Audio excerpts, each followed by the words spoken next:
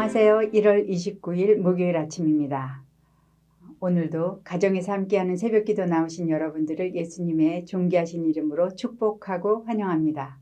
먼저 찬송가 21장 다 찬양하여라 부르시면서 주님 앞으로 나가시겠습니다.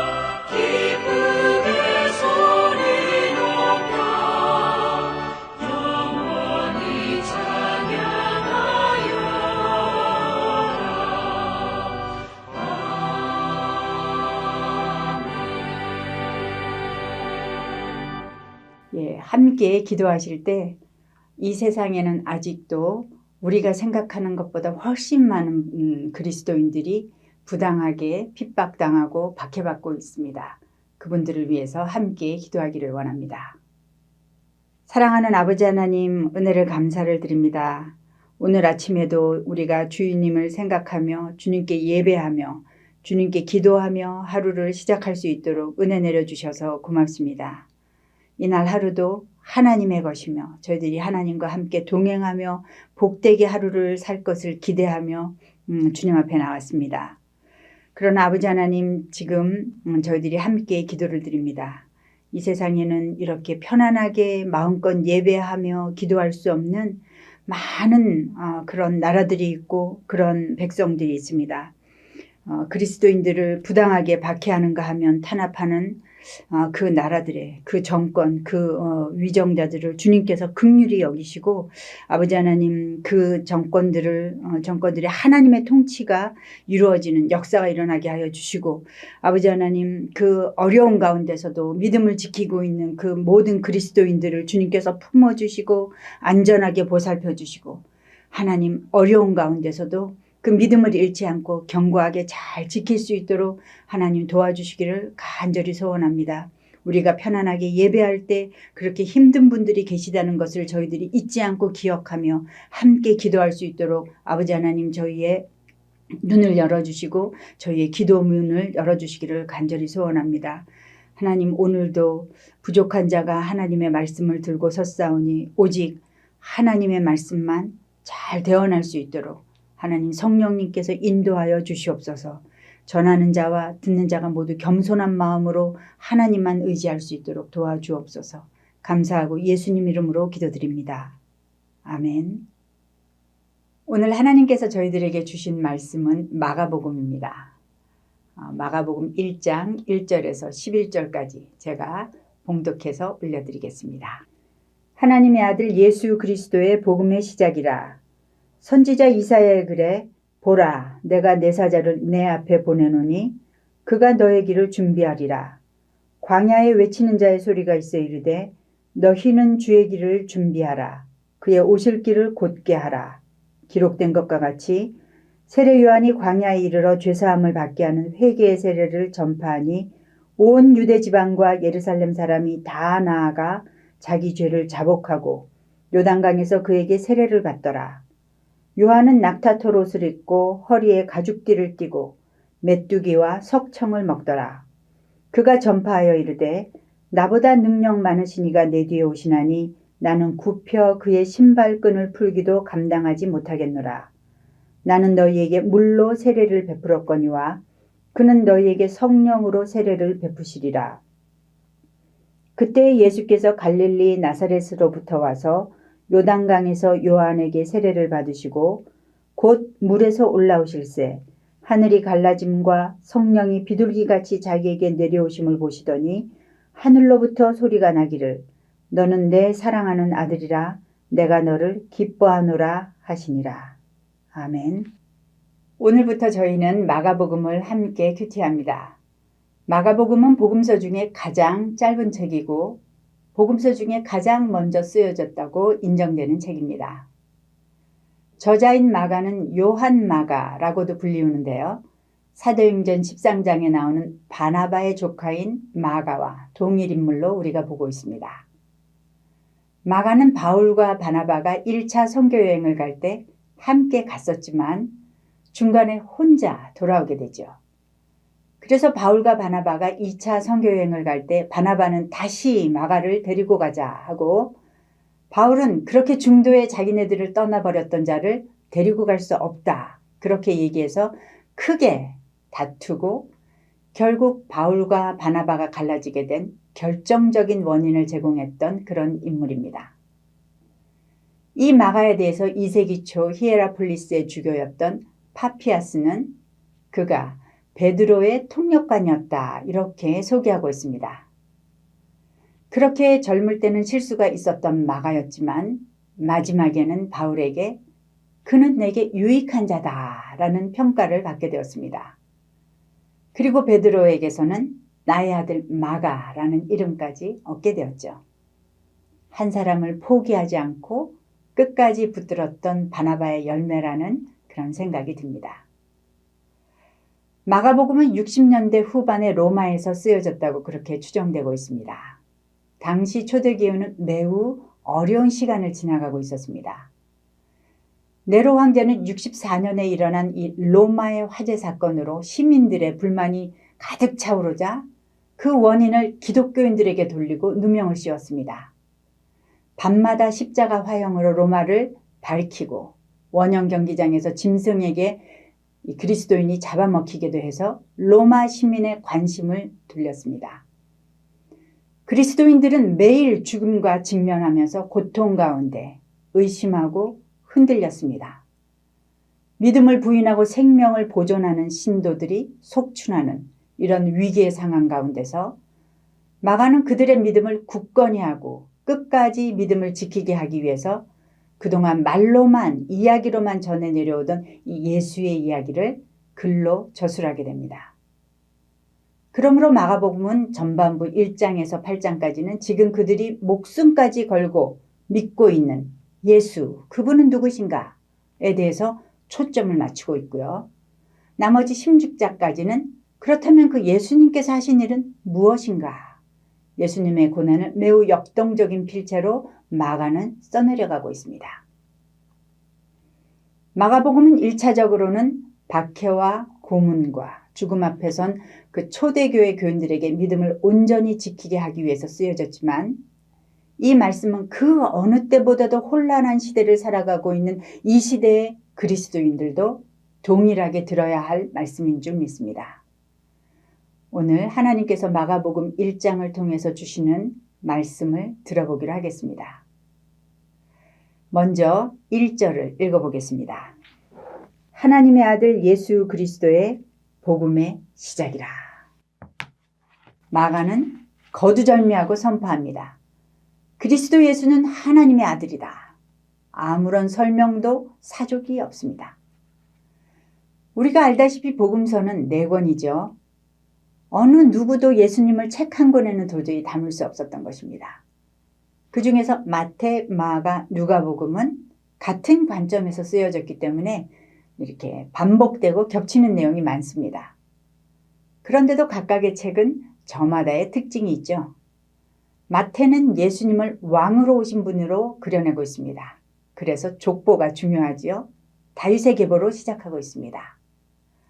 누가는 예수께서 가난하고 소외된 자들에게 오신 분임을 강조하고 있습니다. 그래서 서두부터 당시에 천대받던 목자들의 이야기가 나옵니다. 그러나 마가는 이런저런 사실들을 다 잘라내고 단도직입적으로 들어가는 것입니다. 우리가 지금 믿는 예수님이 누구신가? 하나님의 아들이시다. 사실 이것은 참으로 놀라운 선포인 거예요. 로마 황제 가이사를 신의 아들로 여기면서 숭배했던 당시 로마인들의 생각을 완전히 뒤엎어버리는 말인 것입니다. 황제가 아니라 예수가 하나님의 아들이다 라는 말인 거예요. 마가는 자신이 쓴 책을 관통하면서 예수께서 하나님의 아들 되심을 증거하고 있습니다. 예수께서 세례를 받으실 때 나타나셔서 너는 내 사랑하는 아들이라 그렇게 말씀하셨던 하나님은 9장의 변화산에서도 나타나셔서 동일하게 말씀하셨습니다. 그리고 마지막 15장에 가면 십자가에 달린 예수를 보면서 그 처형을 집행했던 로마 백부장이 그는 진실로 하나님의 아들이었도다 이렇게 고백하고 있습니다. 너무 놀랍지 않습니까? 예수님은 십자가에서 죽어버린 거예요. 아무런 해결도 하지 못하고 자신조차 구원하지도 못하고 죽은 것 같은데 로마의 백부장은 그런 고백을 한 것입니다. 마가는 자기가 쓴 복음서의 처음과 끝을 의도적으로 예수께서 하나님의 아들이라 이렇게 선포하고 있는 것입니다. 이 하나님의 아들이신 예수님은 구약 선지자들이 예언하고 백성들이 오랫동안 기다렸던 메시아, 기름 부음 받은 자, 그리스도다라고 마가는 또한 말하고 있습니다. 예수 그리스도, 그가 복음이며 그가 오신 것이 복음인 것입니다. 복음은 좋은 소식, 헬라어로 유앙겔리온이죠. 유앙겔리온은 당시에 황제와 관련된 일에 쓰였던 그런 단어입니다. 황제가 전쟁에서 이기고 돌아오거나 새로운 황제가 즉위할 때 그들은 외쳤습니다. 유앙겔리온, 복음이다. 그런데 마가는 선포하고 있는 거예요. 하나님의 아들 예수 그리스도의 복음의 시작이라. 마가는 복음이 예수 그리스도로부터 시작된다고 선언하고 있는 것입니다. 로마의 황제가 아니라 예수 그리스도가 복음이라는 것입니다. 감히 로마 제국에 대항하는 말 아닌가요? 당시 아무것도 아닌 것으로 취급받고 핍박받는 그리스도인으로서 얼마나 담대한 선언입니까? 오늘을 사는 우리 그리스도인들의 선언은 무엇입니까? 돈과 권력이면 모든 것이 해결된다. 나 자신이 최고다. 너의 감정과 이익이 가장 중요하다라고 말하는 이 세상을 향해서 그리스도인은 어떻게 외칠 것입니까? 예수가 전부이다. 하나님을 예배하고 그분께 나를 부인하고 쫓는 것이 온전한 삶이다. 그렇게 선포할 수 있습니까? 마가는 하나님을 거역하며 물질주의와 이기주의가 팽배한 이 시대를 그들과 똑같이 살아가고 있는 이 시대의 그리스도인들에게 그리고 저에게 도전장을 내밀고 있습니다. 비록 목사라 하여도 깨어있지 않으면 주님의 은혜가 없으면 세상과 똑같이 흘러갈 수밖에 없는 연약한 자임을 고백하며 오늘도 주께서 붙들어 주시기를 주님의 긍휼을 간절히 기다려봅니다. 2절과 3절을 읽어보겠습니다. 선지자 이사야의 글에 보라, 내가 내 사자를 내 앞에 보내노니 그가 너의 길을 준비하리라. 광야에 외치는 자의 소리가 있어 이르되 너희는 주의 길을 준비하라. 그의 오실 길을 곧게 하라. 기록된 것과 같이. 마가는 선지자 이사야와 말라기의 말을 인용하면서 예수님이 바로 하나님께서 보내겠다고 약속하신 그 메시아, 백성들이 오랫동안 기다려왔던 그리스도이심을 확인시킵니다. 그리고 그 얘기를 준비하는 자, 광야에서 외치는 소리, 바로 세례 요한을 소개하고 있습니다. 세례 요한은 선지자들이 예언한 것과 같이 광야에서 그의 사역을 시작합니다. 그의 삶의 목적은 예수께서 오실 길을 준비하는 것이었습니다. 그는 자신의 직분과 사역에 대해서 잘 알고 있었죠. 백성들이 메시아를 맞이하기 위해서, 죄를 회개하고 마음을 정결하게 하기 위해서 준비시키는 것이었습니다. 요한은 자신을 예수님께 비유하면서 그는 나보다 능력 많은 신입니다. 나는 굽혀서 그의 신발끈을 풀기도 감당하지 못할 그런 아무것도 아닌 자다라고 겸손하게 말하고 있습니다. 그리고 그는 요한복음에서도 고백하죠. 그는 흥하여야 되겠고 나는 쇠하여야 하리라. 제가 늘 마음에 새기는 이 말씀으로 요한은 예수님을 소개하고 있습니다. 세례 요한은 자신은 물로 세례를 주지만 그가 소개하는 그분 예수님은 성령으로 세례를 베푸신다. 그렇게 말하고 있습니다. 요한 자신이 주는 물 세례는 백성들이 자신의 죄를 보고 주님 앞에 다시 회개하고 돌아오게 하는 그런 역할을 할 뿐이지만 예수님께서는 성령으로 세례를 주셔서 예수님을 믿는 자에게 영원한 생명에 이르는 구원을 주시는 분이다 라는 것을 말하고 있는 것입니다. 그런데 그런 예수님께서 자에게 나와서 지금 세례를 받겠다고 하시는 거예요. 요한이 얼마나 놀랐을까요? 마가는 말하지 않고 있지만 그 마태복음에 보면 그래서 처음에는 세례 요한이 내가 당신에게 세례를 받아야 할 터인데 당신이 내게 오십니까? 그렇게 말하면서 예수님께 세례 베푸는 것을 거부했습니다. 그러나 예수님께서는 이렇게 해서 모든 의를 이루는 것이 합당하다. 그렇게 강력하게 말씀하시니 세례 요한은 곧 순종하고 세례를 베풉니다. 요한은 죄 없으신 하나님, 그리스도께서 죄를 회개하는 마음으로 받는 그 물 세례를 받으려고 하신다는 그 사실을 이해할 수 없었습니다. 사실 예수님께서 세례를 받으신 이유는 무엇입니까? 단지 사람들에게 모범을 보이려는 그런 문제가 아니라 예수님께서는 죄가 없으시지만 자신이 세상의 모든 죄를 대신 지신 대속물이 되어서 십자가에서 인류의 죄를 대속하실 것을 미리 드러내는 그런 상징적인 의미였던 것입니다. 세례 요한은 예수님을 위해서 태어났고 예수님께서 오실 길을 준비하고 그래서 그의 전 인생을 예수님께 바쳤지만 그는 하나님의 계획을 모두 다 알지는 또 모두 다 이해하지는 못했습니다.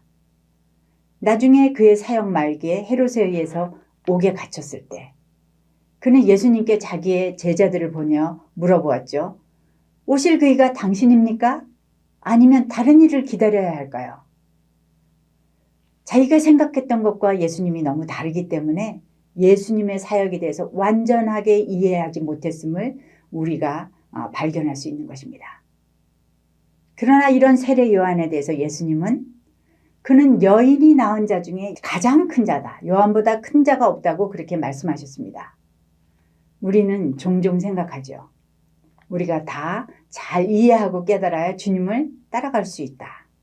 그러나 그렇지 않습니다. 세례 요한은 자기의 전 인생을 들여서 그분을 소개했지만 주님 사역을 다 알지는 못했습니다. 그분의 큰 마음을 알 수 없었습니다. 그러나 그는 하나님께 쓰임받는데 부족함이 없었습니다. 그의 순종에는 아무런 장애물도 없었습니다. 예수님께서도 그런 그를 부족하다 여기지 않으셨죠. 도리어 요한을 높여주셨습니다. 혹시 여러분에게 일어난 일이 이해가 되지 않아서 멈춰 서시고 하나님께 마음을 닫아버리는 그런 분이 계십니까? 주님 뜻이 이해가 되지 않아서 하나님께서 말씀하셨는데도 불구하고 순종하지 못하고 있는 분 계시나요? 믿음으로 한 발자국 떼어보십시오. 이해하기 전에 먼저 순종해 보시기 바랍니다. 분명코 주님을 만나시게 될 것입니다. 예수님께서 세례를 받자 어떤 일이 일어났습니까? 10절과 11절을 읽어보겠습니다.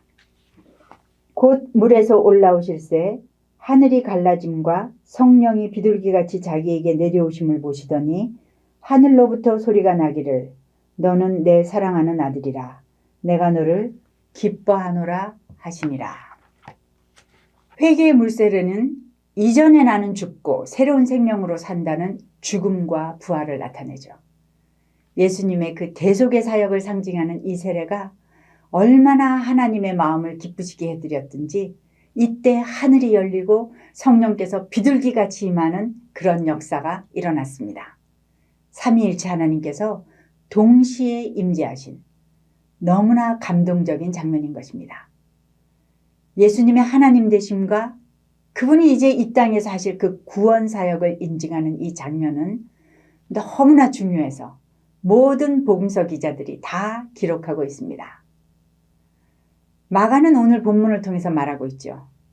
당신들이 믿는 예수는 이런 분입니다. 그는 진정한 하나님의 아들이시며 우리의 그리스도 메시아가 되시고 하나님께서 직접 말씀하시고 증거하신 그런 분이십니다. 당신들의 믿음은 헛된 것이 아닙니다.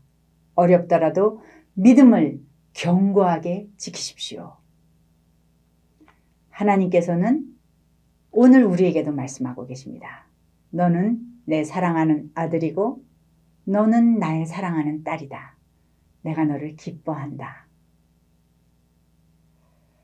비록 우리가 주님의 자녀라 불리기에는 말도 안 되게 부족하고 자격 없는 자들이지만 하나님께서는 우리를 그렇게 보잘것없는 자들로 보시지를 않는 거예요. 자신의 아들을 주시고 구원하실 만큼 우리를 귀하게 여기시고 사랑하고 계십니다. 그리고 늘 돌보시죠. 어려운 일들을 지나가시더라도 그리스도 안에서 나의 정체성을 기억하고 믿음을 지키시기 바랍니다. 편안하신가요? 교만하기 쉬운 우리입니다. 성령님의 도우심으로 마음을 지키고 믿음을 더욱 굳게 붙드시는 여러분들 되시기 바랍니다. 온전히 알지 못했으나 순종했던 그 세례 요한을 기쁘게 받으신 아버지를 바라보십시오. 그리고 무엇보다도 복음의 시작이신 그리스도 예수, 하나님의 아들 안에서 오늘 그분께서 주시는 그 힘으로 승리의 삶을 살아내시기를 축복합니다. 이 시간에 다 같이 기도하시겠습니다. 하나님의 아들이신 그리스도 예수님, 주님의 이름을 찬양합니다. 오늘도 우리에게 주님을 계시하여 주셔서 고맙습니다. 초대교회 교인들이 구원자 되시는 예수 그리스도 때문에 믿음을 지킬 수 있었던 것처럼 오늘을 살아가는 우리도 나의 힘이나 나의 능력 때문이 아니라 나의 결단 때문이 아니라 온전하신 예수 그리스도의 그 은혜와 주시는 그 힘으로 오늘 우리의 믿음을 지키며 살아가게 하시는 줄 믿습니다. 아버지 하나님, 오늘 하루도 온전히 주님만 바라보며 주님만 의지하며 주님 손잡고 그렇게 걸어가는 하루가 되게 하여 주시옵소서. 하나님, 연약한 우리들을 주님 앞에 올려드립니다. 환우분들과 또 핍박받는 그리스도인들과 전쟁 중에 있는 자들, 또 이 미국 땅을 주님 앞에 올려드리오니 하나님 긍휼을 베풀어 주시사 사랑과 공의의 하나님께서 온전하게 통치하여 주시옵소서. 그런 하루가 되게 하실 주님께 감사하며 주님을 찬양하며 예수님 이름으로 기도드립니다. 아멘. 오늘도 주님께서 주시는 기도의 제목들을 가지고 주님 앞에 나가시겠습니다.